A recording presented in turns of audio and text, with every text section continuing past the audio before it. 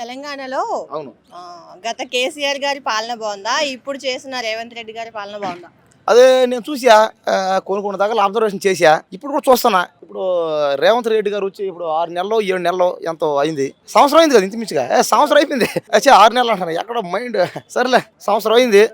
నాకు ఇప్పుడే బాగుంది.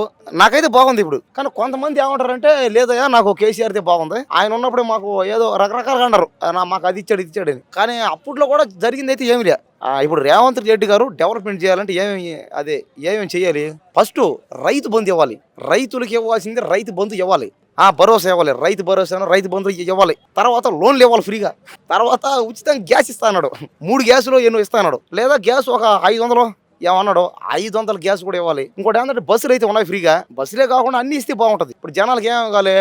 ఇల్లు కావాలి, డబుల్ బెడ్రూమ్ ఇల్లు ఇస్తాడు, అది కూడా ఇవ్వాలా. కాబట్టి ఎన్ని వీక్నెస్ పాయింట్ అయింది. పైగా ఉద్యోగాలు, జాబ్కి వెళ్ళంటారు, ఉద్యోగాలు రకరకాలు అన్నాడు, అవి కూడా ఇవ్వాలా. అవన్నీ ఇస్తే బాగుంటుంది అంతే. కానీ ఏది ఇచ్చిందిలే. దానివల్ల అందరూ ఏమంటారంటే ఆ గవర్నమెంట్ బాగుంది అంటున్నారు. అందుకు ఆ గవర్నమెంట్లు కూడా ఎట్టి అన్నారు, ఏదో ఒక 2-3 సంవత్సరాలు బాగున్నారు, తర్వాత ఒక 2 సంవత్సరాలు ఎట్టి అన్నారు. బాగాలేదు, ఇది కాస్త ఇబ్బందిగానే ఉంది, ఆయన మారాలన్నారు. అందుకనే కదా ఇప్పుడు ముఖ్యమంత్రిని మార్చడానికి కారణం ఏంది? ఇప్పుడు ఈయన వల్ల కావట్లేదు, ఈయన చేయరు, ఆ ముఖ్యమంత్రి వస్తే బాగా చేస్తాడని ఓటేశారు అందరూ. మరి అంతే, ఏమో చేస్తాడేమో ఆయన. అదే కదా, ఇంకంతే కదా, ఇంకేముంది? అదే నాకు తెలిసి అయితే అదే రైతు బంధు అని, దళిత బంధు అని, అంతే కదా. ముఖ్యంగా దళిత బంధు ఇవ్వాలా. కానీ ఎవడో గ్యాస్ అయినా ఇస్తే బాగున్నా, అది కూడా ఎవడో. ఏది ఎవరంతే మనం ఏం చేద్దాం చెప్పి. ఇంకా మాట్లాడితే ఇంకా అప్పుల్లో ఉంది, ఇంకా రాష్ట్రం అప్పుల్లో ఉంది అంటాడు, రకరకాలుగా అంటాడు. ఇంకేదన్నా ప్రశ్నిస్తే ఎవడైనా రౌడీని పెట్టి కొట్టియడం, ఇంకేం చేయడం చేస్తారు. చేసేవాడు చేస్తాడు, నేను ఏం చేద్దాం చెప్పండి. సరే, ఫ్రీ బస్ పథకం పెట్టారు కదా. అవును. ఆటో వాళ్ళు కూడా నష్టపోయారు దీనివల్ల. ఆడవాళ్ళు కూడా ఎక్కేటప్పుడు కానీ కొంతమంది బస్ కింద పడి చనిపోయిన వాళ్ళు కూడా ఉన్నారు. ఇది ఎంతవరకు కరెక్ట్? ఇది నేను చెప్పేది ఏంటంటే ఎంత కరెక్ట్ అంటే ఇది రాంగ్. ఇది ఆలోచన మారాలి. నువ్వు మాట్లాడే మాట తీరు మార్చుకోవాలి. ఎందుకంటే బస్సులు పెట్టింది ఎవరికి? లేనోళ్ళకి. ఎవరైనా పేదవాళ్ళు లేనోళ్ళు పోయి ఎక్కమని చెప్పారు. ఉన్నోళ్ళందరూ పోయి ఎక్కుతున్నారు బస్సు, నువ్వు కూడా అక్కడికి. అంటే నీలాగా పరిస్థితి బాగున్న వాళ్ళందరూ పోయి ఎక్కుతున్నారు. అది కరెక్ట్ కాదు. అది పెట్టింది ఎవరికి? లేనోళ్ళకి. ఉన్నోళ్ళందరూ పోయి దాంట్లో పోయి దూరియా, అంతే కదా. దొరికింది ఛాన్స్ ఒక 50 రూపాయలు 20 రూపాయలు 10 రూపాయలు సేవ్ అయిపోద్దని వాళ్ళు దూరియా, చిల్లర కాసిపడి. కాబట్టి ఇక్కడ ఎవరేడా దరిద్రులు అయ్యింది? ఎవరో ఉన్నోడే అయ్యాడు అంతే. లేకపోతే లేనోళ్ళు అంటే ఏమని అర్థం? బస్సు డైలీ ఎక్కుతున్నారంటే మన దేశంలో, అదే మన హైదరాబాద్ లో, ఈ తెలంగాణ స్టేట్ లో ఇంతమంది పేదోళ్ళు ఉన్నారా? అర్థం చేసుకోవాలి నువ్వు. ఒరే పేదరికం ఇంత ఉందా? ఇంత అంతే కదా. ఇప్పుడు ఆయన ఏమని చెప్పాడు? ఎవరు పరిస్థితి బాగున్న వాళ్ళు ఉచితంగా పెడతామన్నారు. నువ్వు పరిస్థితి బాగున్నా సరే నువ్వు దేనికి ఎక్కుతున్నావు? బస్సు ఉందా ఎక్కుతామన్నారు. అలాంటప్పుడు నువ్వు బస్సు ఎక్కే బదులు ఆటోనో ట్యాక్సీ ఎక్కచ్చు కదా. కానీ ఎక్కరో. ఇంకా మాట్లాడితే ఓడే అంటాడు, పరిస్థితి బాగున్నాడు అంటాడు, సైడ్ చేయరు అంటాడు. నీ తప్పురా, దేని కరెక్ట్ కాదని. ఎందుకంటే వాళ్ళ ఇంట్లో లేడీస్ ఎవరైనా బస్సు ఎక్కుంటారేమో, ఓ ఫీల్ అవుతాడట. కాబట్టి ఏంటంటే అది లేనోళ్ళకి పెట్టారు. అది లేనోళ్ళు పోయి ఎక్కాలా, ఉన్నోళ్ళు పోయి ఎక్కితే దరిద్ర కొంప అయింది అది. కాబట్టి దరిద్ర కొంప చేసుకున్నాం మనమే. అదే ఇంకా ఎవడు ఉన్నోడు ఎవడు లేనోడు అర్థం కాదు అది, అంతే కదా. ఇంకా వాళ్ళ గురించి చూసి రేషన్ కార్డు ఆధార్ కార్డులు చూసి, ఇంకా మీ సేవ మండల ఆఫీస్ అన్ని చూసి వీళ్ళకి ఇన్ని ఆస్తులు ఉన్నాయి అడలేరు కదా. లేనోళ్ళు ఎక్కితే బాగున్నావు, లేకపోతే సిస్టమ్ హెడేస్తే బాగున్నావు. ఇంతని లేనోళ్ళకి ఈ బస్సు ఎక్కాలి, మీ ఆదాయం ఎంత ఉంటే మీరు ఎక్కకూడదని. మరి అంతే కదా. ఉన్న బస్సు కూడా తీసేస్తే పెట్టింది అదొకటే. ఏ కేటగిరీ వాళ్ళకి ఇస్తే బెటర్ ఫ్రీ పథకం అనేది? అది కేటగిరీ అని చెప్పలేం కదా. ఇప్పుడు చాలా మంది అంటారు వీళ్ళు కేటగిరీ అంటే లేడీస్ ఉంటారు, ముసలి వాళ్ళు ఉంటారు, వికలాంగులు ఉంటారు, అలా లేడీస్ గా పెట్టారు అంతేగా. వికలాంగులకి లేడీస్కి ఎలా ఫ్రీ కదా. ఇప్పుడు గర్భిణీ స్త్రీలకి ఫ్రీగా ఎప్పటి నుంచో. కానీ లేడీస్ అందరికి ఫ్రీ చేసింది స్టూడెంట్స్కి. ఆ స్టూడెంట్స్కి పాస్ ఉంది కదా, బస్ పాస్ తగ్గిస్తారు కదా. ఇప్పుడు ఒక మంత్లీలో 1000 రూపాయలు అయితే స్టూడెంట్కి ఒక 300లోనో 400లో తగ్గిస్తారు పాసు. మరి ఇంకేం కావాలి? ఇంకా అదేంటంటే ఇంకా గవర్నమెంట్ అన్ని చూసుకొని లేని వాళ్ళకి మేలు చేస్తే మంచిది అంతే. కానీ గవర్నమెంట్ అదే అర్థం అవ్వాలా. వాళ్ళేం పిచ్చోళ్ళేం కాదు. వాళ్ళు ఇప్పుడు గవర్నమెంట్ ఒక పథకం పెట్టిందంటే పిచ్చోళ్ళు కాదు కదా. చూస్తారంతా ఏది పరిస్థితి ఏంది, ఏది బెటర్, ఏది చూసి పెడతారు అంతే, చూడకుండా బెటర్. కాబట్టి రేవంత్ రెడ్డి గారు అయినా కేసీఆర్ దాన్ని ఎవరిది బాగలే అంతే. మరి ఎవరిది బాగుంది? మరి పేదోడికి న్యాయం జరిగింది ఎక్కడైనా చెప్పు. కానీ కేసీఆర్ ఏంటంటే 5 రూపాయలు అదేందో ఫుడ్ పెట్టడం, ఫైర్ ఫుడ్ పెట్టడం రకరకాల. కానీ అది తక్కువే. మెట్రో తేవడం, ఇంకేదన్నా ఫ్యాక్టరీలు తేవడం, హైదరాబాద్లో ఏంటంటే హైటెక్ సిటీ ఆ పక్కంతా సాఫ్ట్వేర్ కంపెనీలు తేవడం. లేని వాళ్ళందరికీ మేలు జరిగితే హ్యాపీ, అది ఉన్న వాళ్ళకి జరుగుతుంది మేలు. అంటే ఏమని అర్థం ఏమందంటే తెలుసుకోవాలన్నమాట. ఆయన చేంజ్ చేశారంటే కారణం ఏంది? సీఎం అని జనాలు ఈడు మాకు వద్దు, ఈ సీఎం మాకు కావాలన్నారు, ఏంది వద్దనట్టే కదా. ఇంక ఆడే నీకు అర్థం అవ్వాలా, నువ్వు అర్థం చేసుకోవాల్సింది అక్కడే. పైగా ఇప్పుడు వెళ్ళి ఆయన అడిగితే ఆయన ఏమంటాడు? ఇప్పుడు కావాలన్నారు, మరి ఇప్పుడు వ్యతిరేకిస్తున్నారు కదా రేవంత్ రెడ్డిపై. అదే వ్యతిరేకిస్తున్నారు కదా, అదే అలాగే అంటారు. అప్పుడు అన్నాడు ఇట్లా అంటాడు. కానీ నువ్వేం చేయాలి? ముందుగానే ఆలోచన చేయాలా. అలాంటప్పుడు నువ్వేం చేయాలా? నువ్వు ఓటు వేయకూడదు ఎవరికి, నోటా గుద్ది. రాష్ట్రంలో రాష్ట్రపతి పాలన పెట్టి ఆ పక్కనే ఉంది అదే పక్క స్టేట్ అది యానం కానీ, ఇక్కడ పక్కన అదే తమిళనాడు పక్కన పాండిచ్చేరి అని లేవా అవన్నీ.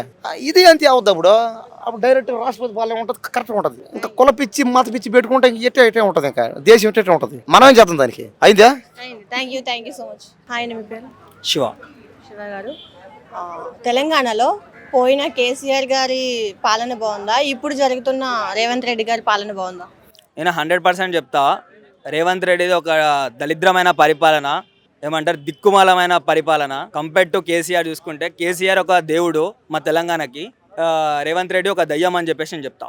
ఎందుకనంటే కేసీఆర్ ఎన్నో చేసిండు. లైక్ మాకు ఇచ్చే పథకాలైనా సరే, ఎక్కడో మా ఊర్లో ఉన్న ల్యాండ్ రేట్ ఒక ఎకరంకి 1 lakh 2 lakh పోతే ఆయన కాలువలను తీసుకొచ్చి సంథింగ్ అది ఇది తెచ్చి ఇప్పుడు మా ల్యాండ్ 70 lakhs 80 lakhs అట్లా పోతుంది. సో ఆయన వల్ల మాకు చాలా ప్రయోజనాలు ఉన్నాయి. ఆయనను గెలిపించుకోవడంలో కూడా మా చాలా ఉన్నాయి. కానీ ఈ రేవంత్ రెడ్డి వచ్చిండు, ఈ దిక్కుమాలైన ప్రభుత్వాన్ని చూడలేక మేము సావాలని అనుకుంటున్నాం. అంత దిక్కుమాలైన పరిస్థితికి వెళ్ళిపోతున్నాం మేము. సో దేంట్లోనైనా కంపేర్ చేసుకుంటే కేసీఆర్ 100% 100%. ఈ 100% లో రేవంత్ రెడ్డి 1% కూడా ఉన్నాడు. ఎందుకంటే ఏం చేయలేదు. గత 10 సంవత్సరాలు పరిపాలన చేసి 3,80,000 కోట్లు అప్పు చేస్తే నువ్వు ఒకటే సంవత్సరం చేసి నువ్వు 1,30,000 కోట్లు అప్పు చేసినావు అని అంటే సరే చెయ్యు, ప్రభుత్వాన్ని గురించి చెయ్యు, ప్రజల గురించి చెయ్యు. చేసి ఆ 1,30,000 కోట్లు ఎవరికి పెడుతున్నావు? నీ ఇంట్లో వాళ్ళకి పెట్టుకుంటున్నావా, నీ చుట్టాలకు పెట్టుకుంటున్నావు, ఎవరికి పెట్టుకుంటున్నావు? మరి ప్రజలు అంటే మేమే కదా, మాకు అందాలి కదా, మేము తెలంగాణనే కదా, మాకు అందాలి కదా. మాకు అందితే మేము ఈ కాంగ్రెస్ గురించి మేము ఇట్లా చెప్పాం కదా, మాకు అందితే ఏదైనా మాకు అందితే మాకు అందాలి, మాకు కొంచెం గవర్నమెంట్ నుంచి కొంచెం సపోర్ట్ కావాలి అని చెప్పేసి మేము వెయిట్ చేస్తాం దేని గురించి అయినా సరే. సో నువ్వు దేనికి పెట్టకుండా 1,30,000 కోట్లు అప్పు చేసినావు అంటే అది కంపల్సరీ నీ భార్య పిల్లలకి, లేకపోతే నీ చుట్టాలకి, లేకపోతే నువ్వు గెలిపించిన ఎమ్మెల్యేలకి, వీళ్ళకే పెట్టుకుంటున్నావేమో. అంతకుమించి దాంట్లో ఏం లేదు. సో నేను చెప్పాల్సింది లాస్ట్ ఏందనంటే కాంగ్రెస్ పరిపాలన లోపల మొత్తం డొల్లా, ఏం లేదు, గలీజ్ పరిపాలన అంతే. రేవంత్ రెడ్డి గారి పరిపాలన ప్రజాపాలన, కేసీఆర్ గారి పరిపాలన ఫామ్ హౌస్ పాలన అని చెప్తున్నారు. ఇది ఎంతవరకు కరెక్ట్? ఇది ఏదో ఏతులకి ఏదో చేసిరు. సో ఎట్లా అంటే ఏదో చేసేదాం, ఏదో పీకేదాం అన్నట్టు వీళ్ళు వెళ్ళిపోయారు. లైక్ కాంగ్రెస్ ఇట్లా ఇంతవరకు చేసిందంటే నువ్వు ఫస్ట్ నువ్వు సీఎం కదా, అది పెట్టేటప్పుడు ఒక్కసారన్నా నీ కాడికి వస్తాయి కదా, నువ్వన్నా కొంచెం కామన్ సెన్స్ తోనే చూడాలి. అరే మనం సంవత్సరం అయింది వచ్చి ఒక 5 సంవత్సరాల తర్వాత పెడితే ఏమైతుంది అప్పుడు చెప్పటలేమో. నువ్వు సంవత్సరంలో నువ్వు ఏం చేయలేదు, నువ్వు సంవత్సరంలో ఏం చేయకుండా నువ్వు అట్లాంటి పోలు పెడితే నీకు 26% 23% నీకు పడ్డది కూడా నీ ఎమ్మెల్యేలు, నీ చుట్టాలు వేసి ఉండొచ్చు. కానీ ఏ తెలంగాణ ప్రజలైతే ఎవ్వరయ్యారు. ఎందుకంటే అందరూ ఫామ్ హౌస్ పాలనకే పోతారు. నువ్వు ఇంట్లో ఉన్నా సరే, ఏడున్నా సరే, కేసీఆర్ గవర్నమెంట్ రూల్ అవుతున్నప్పుడు ప్రతి ఒక్కరు వాళ్ళ ఇంట్లో నుంచి బయటకు వచ్చి చేసారు అన్ని పనులు. కేసీఆర్ అన్నా సరే, కేటీఆర్ అన్నా సరే, హరీష్ రావు అన్నా సరే వాళ్ళ సొంత ఊర్లు. సరే ఇప్పుడు హరీష్ రావు ఉన్నాడు, హరీష్ రావు సిద్దిపేటని డెవలప్ చేసుకున్నాడు. నీది మున్ననూరు పక్కన కొండారెడ్డిపల్లి, ఎగ్జాక్ట్ మా ఊరు ఆపోజిట్ లోనే వాళ్ళ ఊరు ఉంటది. సో నీ ఊరు గురించి నువ్వేం చేసినావు? నీ ఊరు గురించి సరే నీ ఊరిని నువ్వు చూసుకున్నావు, కొంచెం రోడ్ సింగిల్ రోడ్ ఉంటే డబల్ రోడ్ వేసుకున్నావు అంతే. నువ్వు అంతకు మించి ఏం చేసినావు? నీ ఊరి గురించి సీఎం అయినావా, నీ ఇంట్లో వాళ్ళ గురించి సీఎం అయినావా, లేకపోతే ఎవరి గురించి సీఎం అయినావు? ప్రజల గురించి అయితే కాలేదు. అందుకనే ప్రజలు అంతా డినే చేస్తారు. చెత్త పరిపాలనలో ఉన్నాం మనమైతే. తెలంగాణ ఎప్పుడైతే ఈ 5 సంవత్సరాలు అయిపోతా అని చెప్పేసి మాలాంటి ప్రజలు చాలా మంది వెయిట్ చేస్తారు. ఇప్పుడు రేవంత్ రెడ్డి గారు పెట్టిన పథకాలన్నింటిలో కూడా ఫ్రీ బస్ పథకం అనేది ఒకటే చేశాడు. సో దీని వల్ల ఆడవాళ్ళు బస్సులు ఎక్కేటప్పుడు కొట్టుకోవడం, లేదంటే బస్సుల కింద చనిపోవడం కూడా చాలా మంది జరిగింది. సో ఆటవాళ్ళకి కూడా చాలా పెద్ద నష్టం జరిగింది. ఇది ఎంతవరకు కరెక్ట్ అంటారు? 100% ఇది నష్టం అనుకోవచ్చు. సరే నువ్వు ఫ్రీ బస్ పెట్టినావు. ఫ్రీ బస్ అంటే ఏంది? ఒక 100 బస్సులు ఉంటే నువ్వు 100 బస్సులల్లో 50 బస్సులు పక్కకు దొబ్బేసేసి అది మెట్రో బస్ లాగా పెట్టడము, లేకపోతే ఎలక్ట్రిక్ లాగా పెట్టడము, ఏసీ బస్ లాగా పెట్టడము, లేకపోతే ఇప్పుడు డబల్ డెక్కర్ బస్సులు వస్తున్నాయి, నువ్వు అట్లా పెట్టడం చేసినావు. సో నువ్వు ఇంకో విధంగా వెళ్ళి ఎట్లా సంపాదించుకోవాలని చెప్పేసి నువ్వు ఆలోచిస్తున్నావు. అదే 100 బస్సులు పెట్టేసేసి 30-40 మంది ఎక్కే బస్సు, ఒక బస్సులో 40 మంది ఎక్కుతారు. ఆ 40 మంది ఎక్కేటట్టు నువ్వు చూసుకుంటే నీ స్కీమ్ అనేది బాగుండేది. ఒక 40 మంది ఎక్కే బస్సులో నువ్వు 100 మందిని కూర్చోబెడుతున్నావు. దాంట్లో ఒక చిన్న ముసలోడు ఉంటాడు, చిన్న పోరలు ఉంటారు, చిన్న పిల్లలు ఉంటారు. వాళ్ళకి ఊపిరి ఆడుతుందా, లేకపోతే ముసలోడు నించోగలుగుతాడా? సరే నువ్వు లోకల్లో అంటే 10 నిమిషాల్లో దిగిపోతావు, దానికి ఏం ప్రాబ్లం లేదు. ఇప్పుడు ఊరికి వెళ్ళడానికి కూడా నువ్వు అట్లాంటి సదుపాయం కలిగించినావు. 3 గంటలు 5 గంటలు 6 గంటలు నించోవాలంటే వాళ్ళ సావుకు వస్తుంది అది. సో ఎట్లా చూసుకున్నా సరే ఈయన స్కీములు, ఈయన చేసే పరిపాలన మొత్తం ఒక డొల్ల పరిపాలన, ఏం లేదు దాంట్లో. మొత్తం ఏమంటారు దరిద్రమైన పరిపాలన ఇది. మేము చూసి మాకు విరుక్తి వస్తుంది. మేము సావాలా బతకాలనే స్టేజ్లు ఉన్నాం. నేనేమన్నా చెప్పాలంటే ఉన్న 4 సంవత్సరాలైనా సరే ఈ 4 సంవత్సరాలు మంచిగా యూజ్ చేసుకొని అసలుకి ఫస్ట్ ఇప్పుడు మన పవన్ కళ్యాణ్ పెట్టినట్టు జనంలోకే జనసేన అన్నట్టు నువ్వు కూడా నీ ఎమ్మెల్యేలని ఎవరన్నా పంపించేసి రోడ్లు ఎట్లున్నాయి సరే అయిపోయింది ఏదో అయిపోగొట్టినావు, మొత్తం నాశనం చేసుకున్నావు. ఉన్న 4 సంవత్సరాలు ఒక్క సంవత్సరంలో 10 సంవత్సరాల నాశనం చేసేసినావు. అది మా రేవంత్ రెడ్డికి చేత కాదు. సో ఎలా అనుకున్నా కొంచెం వాళ్ళ కష్ట సుఖాలు ఏదో తెలుసుకొని ఇప్పటికి చేసిన నష్టం కన్నా వాళ్ళకి ఏదో ఒకటి కలిగించాలి. ఎందుకు ఇల్లులు కూడా కొట్టిన డబల్ బెడ్రూమ్ ఇల్లులు ఇస్తా అని చెప్పేసి అన్నాడు. అది ఇంతవరకు కాలేదు. అది ఎప్పుడో కేసీఆర్ కట్టించిన ఇళ్ళకి దానికి పెయింటింగ్ రుద్దుతుండు. సో ఎలా చూసుకున్నా సరే ఆయన పరిపాలన బాగాలేదు.